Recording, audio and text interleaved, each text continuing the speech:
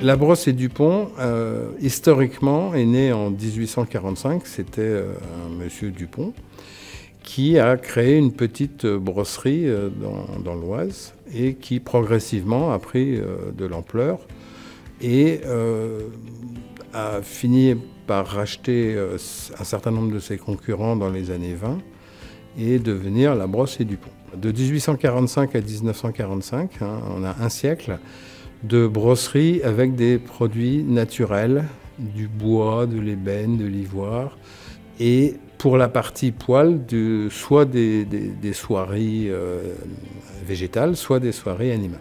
Ce qui change complètement après la Deuxième Guerre mondiale, c'est l'invention et la création de tout ce qui est plastique et matière synthétique.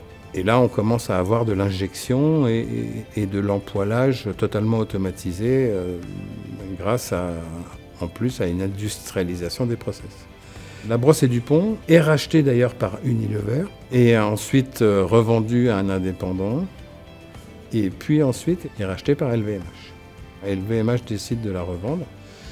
Elle est revendue en 2010 et rachetée par le management de la Brosse et Dupont. Il y a une restructuration complète de la distribution des produits par rapport à la création dans les années 60 de la grande distribution.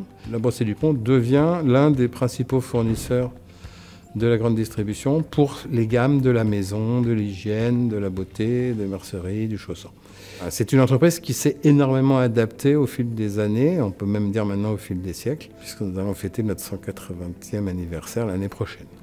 Dans les 4 univers produits, nous avons dans l'univers coiffure la marque Glamour Paris et la marque de Sange. Dans l'univers hygiène beauté, nous avons les marques Efficeptil, Stéripan et Miss Den. Dans l'univers mercerie chausson, en mercerie, nous avons la marque Prima. Et en chausson, une marque en propre, Trot & Go, et nous distribuons des produits sous la marque Baran.